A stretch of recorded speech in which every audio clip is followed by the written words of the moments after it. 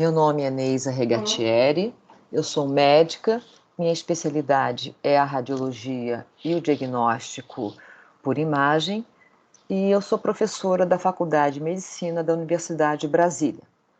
Sou coordenadora adjunta do Museu Virtual de Anatomia Humana da Faculdade de Medicina da Universidade de Brasília.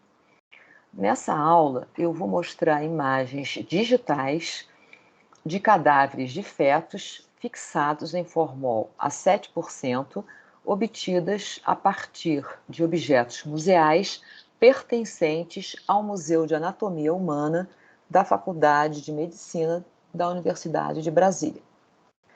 Foram realizados exames de tomografia computadorizada destes fetos, com o objetivo de obtermos informações de órgãos internos de maneira não invasiva, evitando-se dessa maneira danos aos objetos de estudo.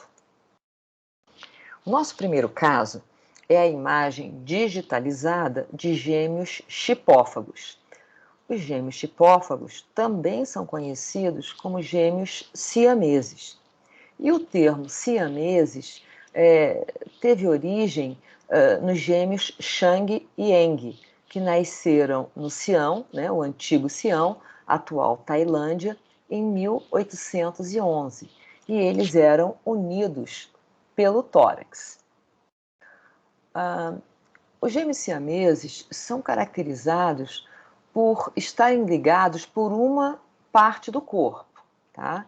Ou por terem uma parte do corpo comum aos dois, como nós podemos observar nessa ilustração científica, né?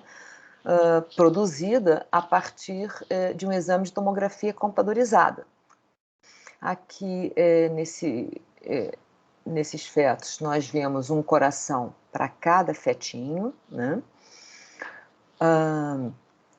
Um rim direito, um fígado, um baço e uma bexiga compartilhados, tá? O tratamento dos gêmeos siameses consiste na separação cirúrgica, porém, na maioria das vezes, esses gêmeos apresentam relações anatômicas que impedem a separação. Essa é uma imagem de tomografia computadorizada, né? Utilizando-se a técnica de reconstrução por projeção de intensidade máxima. Nessa técnica, nós aplicamos atenuações de intensidade às estruturas de interesse para que a gente possa, então, manipular essas imagens tomográficas. E, com isso, eu realço as estruturas que nos interessam, né? Nesse caso, o que nós realçamos foi o arcabouço ósseo dos fetos. Assim, nós podemos observar, então, que as colunas vertebrais e os membros superiores e os crânios, eles são separados. Já a pelve e os membros inferiores são compartilhados, né, pelos dois fetinhos. Estima-se que a incidência de gêmeos conjugados é de 50.000 a 100.000 nascimentos. Nessa outra imagem, né, na qual nós utilizamos uma técnica tridimensional por renderização de superfície, também a partir de um exame de tomografia computadorizada, né, nós observamos, então, também os dois gêmeos, né? E, como eu disse a vocês, unidos ali pelo tórax, tá? A ocorrência de gêmeos siameses, ela pode acontecer por duas razões, né? Ou pela divisão incompleta dos discos embrionários no início da gestação, ou pela fusão de discos embrionários de gêmeos dizigóticos, né? O que são gêmeos dizigóticos? São gêmeos que se originam de óvulos e espermatozoides distintos, né? E essa alteração, né, nos discos embrionários pode ocorrer em qualquer período gestacional. No nosso próximo caso, nós temos, então, um feto portador de etmocefalia, né? Essa malformação acontece aproximadamente a cada 1 para 15 mil nascidos vivos. E e aproximadamente 1 a cada 250 abortamentos, tá? A etmocefalia é um tipo raro de anomalia craniofacial, né?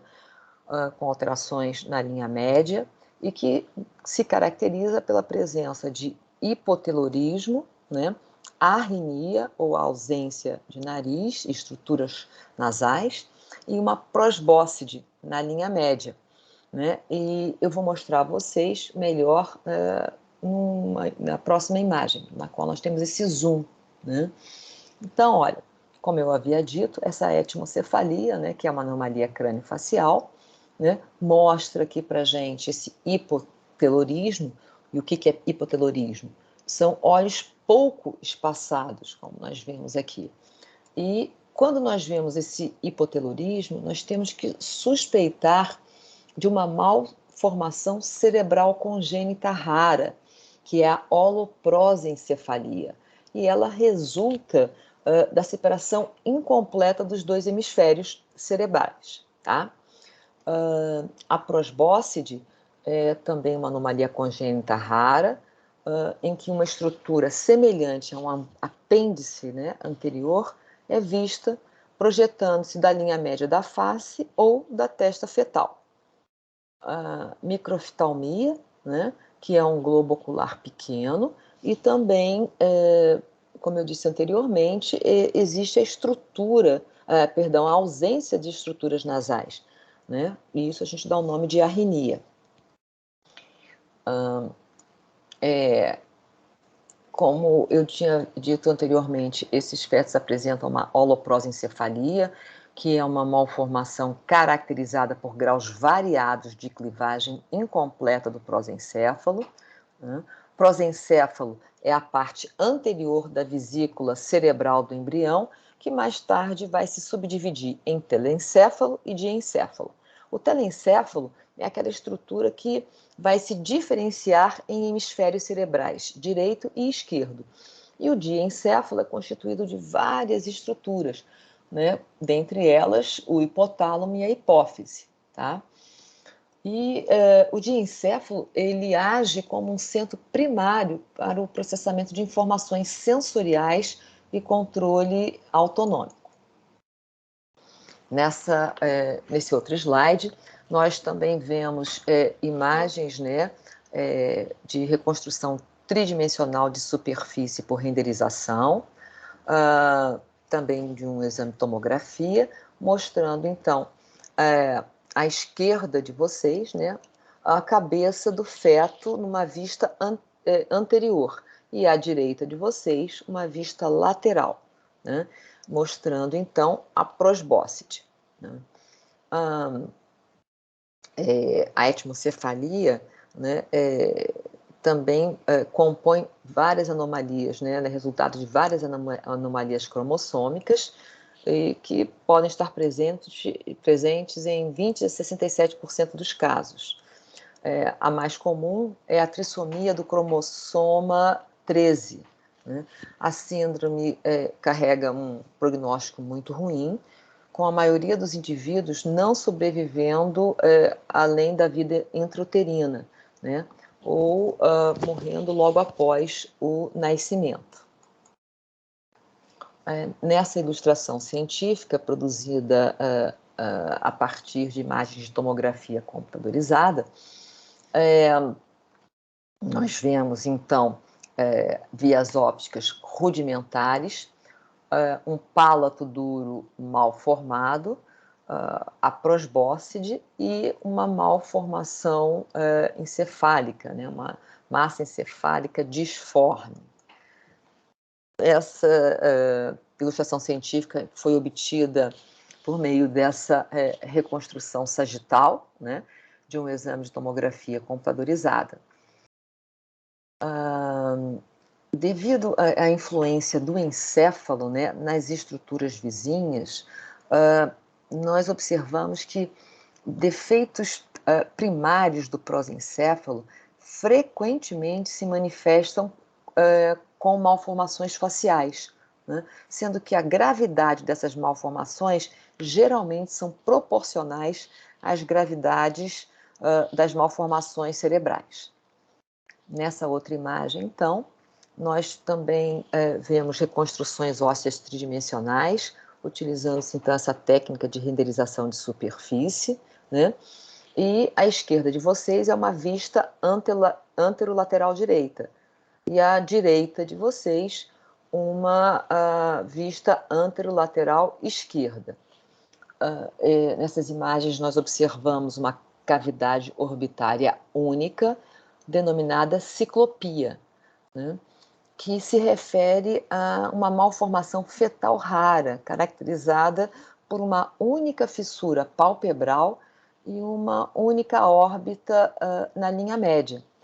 Essa órbita pode conter um único globo ocular ou dois globos separados, tá? Como é o caso do nosso fetinho, né? Ele tem dois globos oculares separados. Nessa próxima imagem também, né, uma reconstrução também óssea tridimensional por renderização de superfície, né, nós vemos essa cavidade orbitária única vista de frente, né, uma vista frontal. Nessa imagem, então, nós observamos a malformação encefálica, né? Essa holoprosencefalia alobar. À esquerda de vocês é um corte axial, né?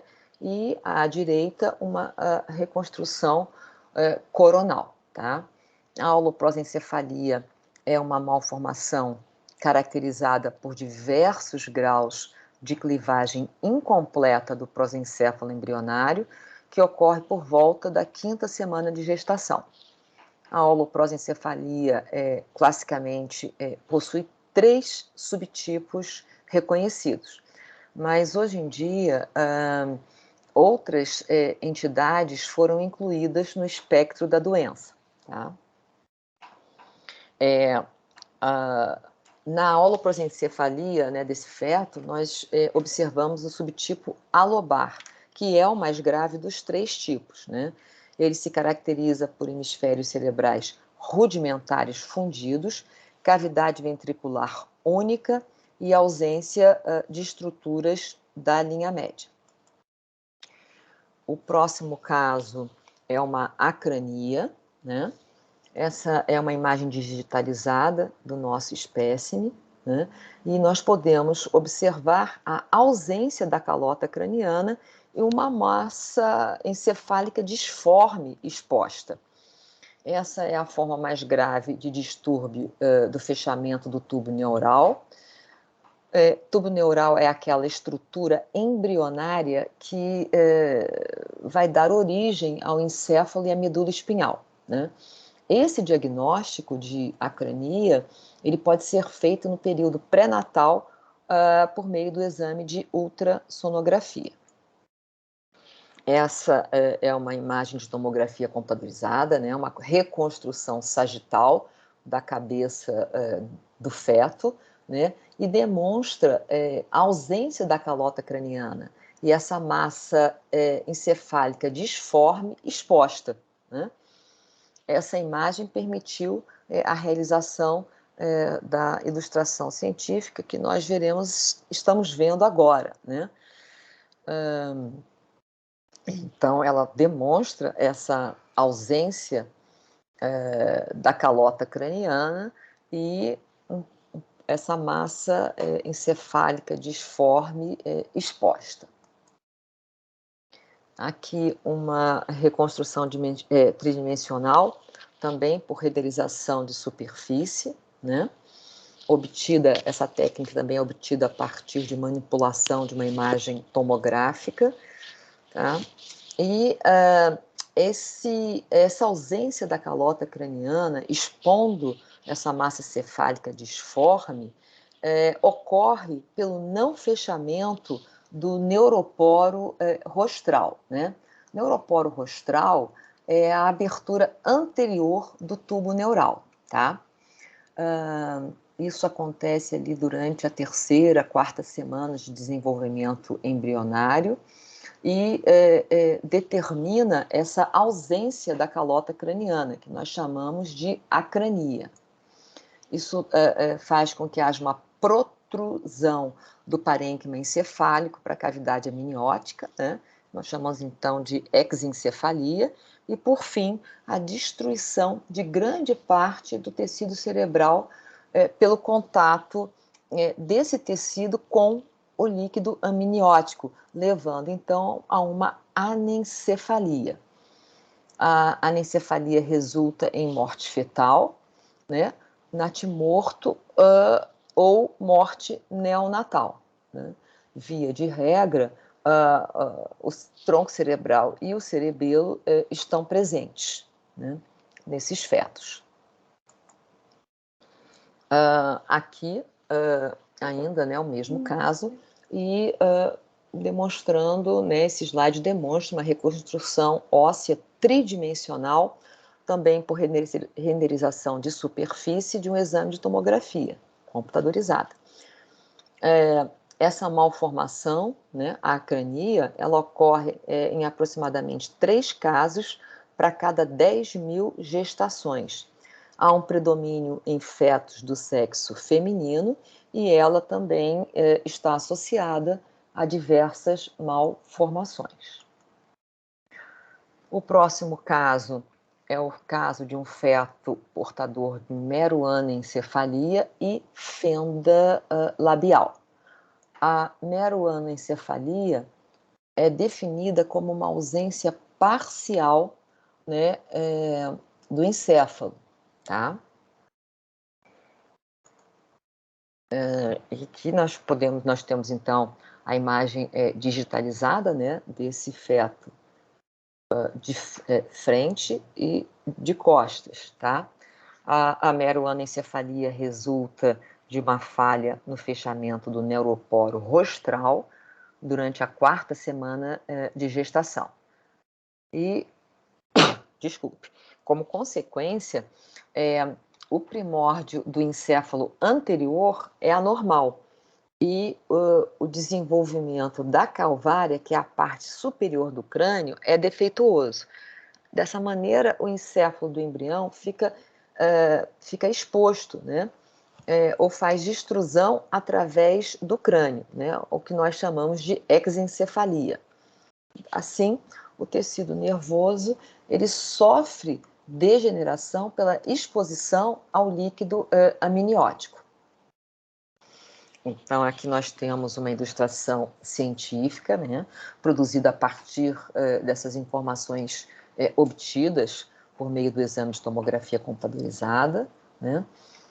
Essa ausência, né, da calota craniana e da massa encefálica é considerada, né, um dos mais graves defeitos do tubo neural e também é uma anomalia relativamente comum do sistema nervoso central. Ocorre aproximadamente 1 a cada 1.000 nascidos vivos.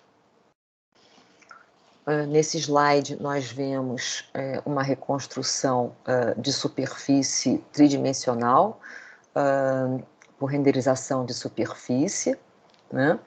E mostra a fenda labial, tá? O que é importante frisar, né? Que existe um termo, né? Uma confusão desse termo meroanencefalia com anencefalia, né? Em todas as crianças vivas, existe um tronco encefálico rudimentar e um tecido nervoso funcionante quando estão presentes. Por esse motivo, o termo meroanencefalia é o nome mais adequado para esta anomalia, né? E não anencefalia, tá? Esse caso agora é um caso de um linfangioma, né? Também é conhecido como higroma cístico, tá? O linfangioma é um tumor benigno e raro dos vasos linfáticos, que vasos linfáticos são aqueles canais que transformam a linfa no corpo e fazem parte do sistema imunológico, né? Isso aqui é um zoom, né, dessa imagem digitalizada desse feto, né?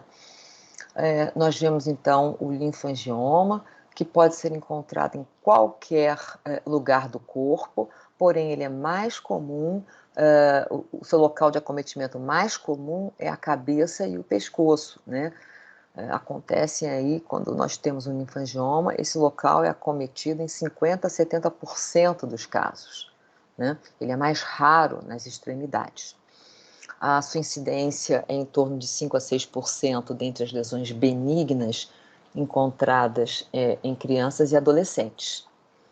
A ocorrência em adultos é mais rara, sendo que 90% dos casos ocorrem em crianças de até 2 anos.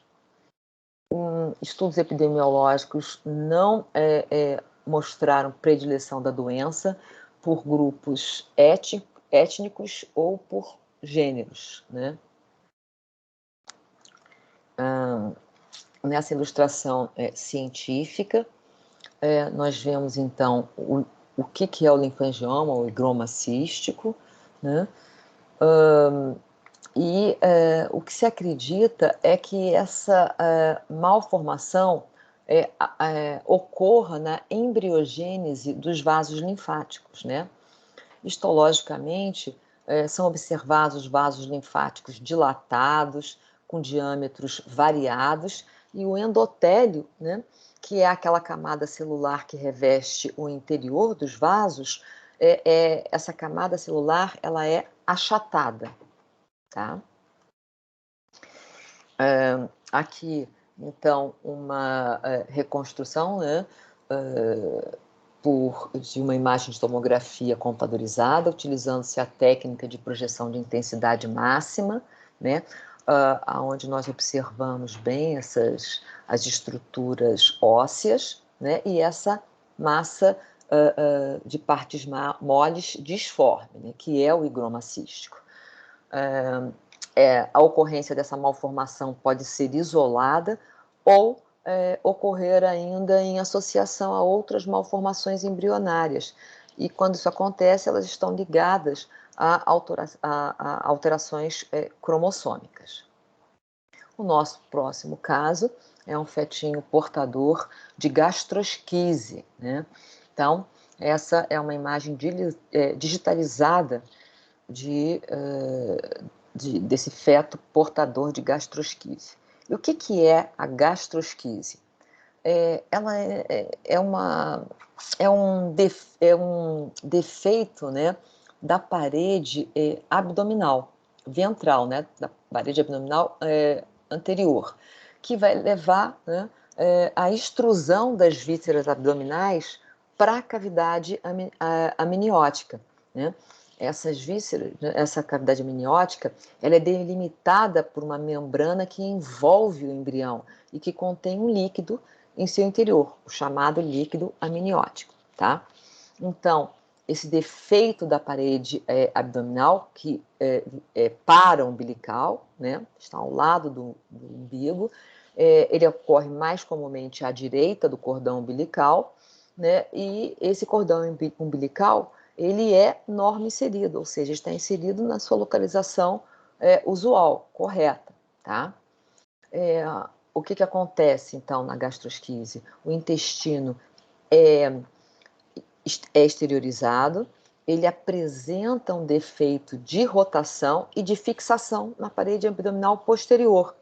E essas alças não são recobertas, né, por nenhuma membrana, e elas ficam flutuando livremente no líquido amniótico, né, e isso tem um efeito danoso sobre essas alças, tá? além do intestino e do estômago, porções do sistema genito-urinário e do fígado também podem herniar através do defeito da parede abdominal, ficando também expostos à ação do líquido amniótico, tá? Aqui é uma reconstrução de superfície, né? É uma reconstrução tridimensional por renderização de superfície, né? Essa técnica também é obtida por meio, né, de um exame de tomografia computadorizada. Nós podemos, né, ela demonstra então essa gastrosquise, né? A etiologia ela é multifatorial e controversa, tá?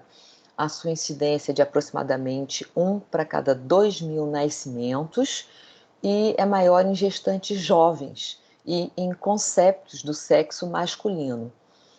Não é comum a ocorrência de outras malformações associadas. O diagnóstico também é pré-natal por meio do exame de ultrassonografia, né, realizado no segundo trimestre de gestação. Esse próximo caso é um caso de ictiose lamelar. Então, essa é uma imagem digitalizada de um feto portador de ictiose lamelar congênita, que é uma condição genética relacionada com o processo de queratinização da pele. Esse processo de queratinização é um processo importante, né, para a função protetora, né, da pele. Nessa imagem, então, ampliada, nós podemos observar melhor a ictiose, né, que se apresenta por uma intensa descamação da pele, que passa a possuir, então, um aspecto de escama de peixe, tá? Esse nome, então, ele é atribuído a essa aparência, né, secundária às fissuras e descamações, né, parecendo realmente uma pele, né, de peixe. Aqui é uma reconstrução tridimensional, né, por renderização de superfície, de um exame de tomografia computadorizada desse feto, né. Essa ictiose possui diversas formas de apresentação, todas elas de origem genética, sendo que a forma lamelar é a apresentação mais grave das ictioses, né? Essa ictiose pode ser classificada em isolada ou associada, vulgar ou congênita. E muitos consideram que a ictiose lamelar seja um agrupado de diversos subtipos de ictioses, tá? Isoladas congênitas.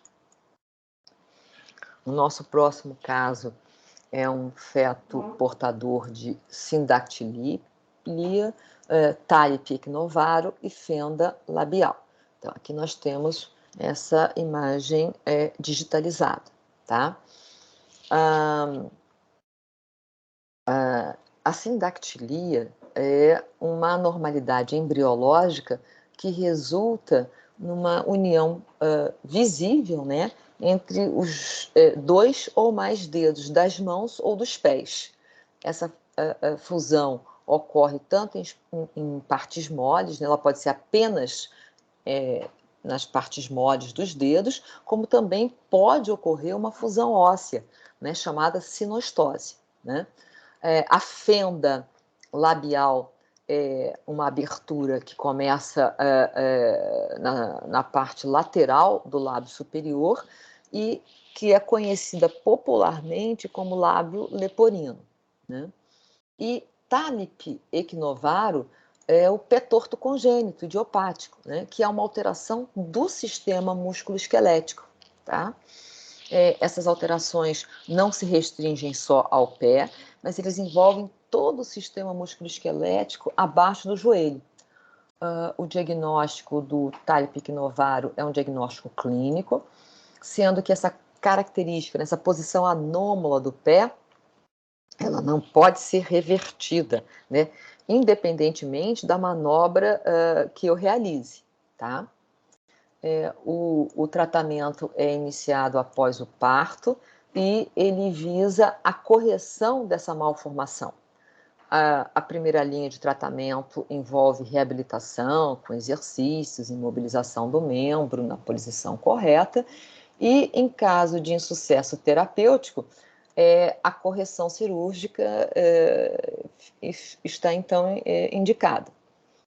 O talhe equinovaro pode estar presente em algumas alterações genéticas, dentre elas a síndrome de Edwards, que é uma dissomia do cromossoma 18, ou ainda decorrer do uso de drogas pela mãe durante o primeiro trimestre de gravidez.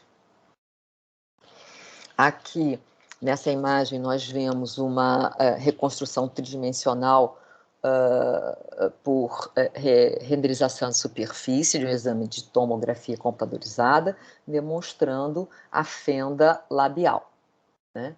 E aqui uma reconstrução coronal de um exame de tomografia computadorizada, na qual nós podemos observar a ausência do pálato duro, né? A fenda palatina é uma malformação congênita que ocorre durante o desenvolvimento do embrião, né? E ela é popularmente conhecida como goela de lobo. O nosso último caso é um caso de um fetinho, né, portador de meruanencefalia, raquisquise e mielosquise. Tá? A meruanencefalia, como eu expliquei anteriormente, ela vai resultar de uma falha no fechamento do neuroporo rostral durante a 4ª semana de gestação. E isso vai resultar no desenvolvimento anormal da calvária, né? Que é aquela parte óssea que recobre o encéfalo. E isso faz com que o encéfalo do embrião fique exposto ao líquido amniótico, e com isso ele sofre degeneração. O termo raquisquise se refere a um defeito em fenda da fusão do canal vertebral, com uma exposição direta da medula espinhal ao meio ambiente, né? Ou seja, ali ao líquido amniótico. E mielosquise é a forma mais grave de defeito do tubo neural. Nessa imagem, nós temos uma reconstrução tridimensional, utilizando-se a técnica por renderização de superfície. Tá? Na raquisquise, as pregas neurais, né, as pregas neurais são uma camada de tecido embrionário que darão origem ao sistema nervoso central. Na raquisquise, essas pregas neurais não se fundem, né? E isso geralmente ocorre nas porções caudais. E isso pode acontecer tanto por indução defeituosa da notocorda, né? Notocorda é um bastão dorsal flexível que é presente nas fases embrionárias dos vertebrados, sendo que essa notocorda, né, esse bastão, melhor dizendo, flexível, ele pode ser substituído, ele é substituído total ou parcialmente pela coluna vertebral subjacente, tá? Então, ele também, né, essa indução defeituosa da notocorda também pode acontecer, né, de maneira secundária à ação de agentes teratogênicos, né? Agentes teratogênicos são aquelas substâncias, né, que podem produzir dano ao embrião ou ao feto durante a gravidez, tá?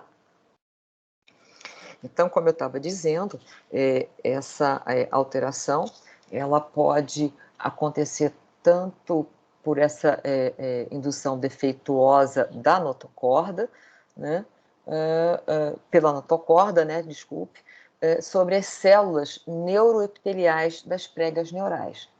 E, dessa maneira, há uma formação da medula espinhal sem as camadas de proteção, tá? E aqui, nessa última imagem, nós temos, então, uma reconstrução também óssea tridimensional por renderização de superfície, né? Obtida a partir do exame de tomografia computadorizada do fetinho, né? É importante dizer que na mielosquise, né, que a mielosquise é a forma mais grave de defeito do tubo neural, né? E na qual vai ocorrer, então, essa exposição ao meio ambiente da medula espinhal, associada a uma malformação do seu segmento distal, tá? Nesses casos, as pregas neurais não se fundem, e aí acontece de a medula espinhal, nessa área afetada, né, ser representada, né, da origem a uma massa achatada de tecido nervoso, né, exposta diretamente ao meio ambiente, tá? Ali intrauterino. Ela pode ser causada por um crescimento excessivo da placa neural, o que leva ao não fechamento desse neuroporo caudal no final da 4ª semana de gestação. Bom, era isso que eu queria mostrar a vocês. Eu agradeço a atenção. Muito obrigada.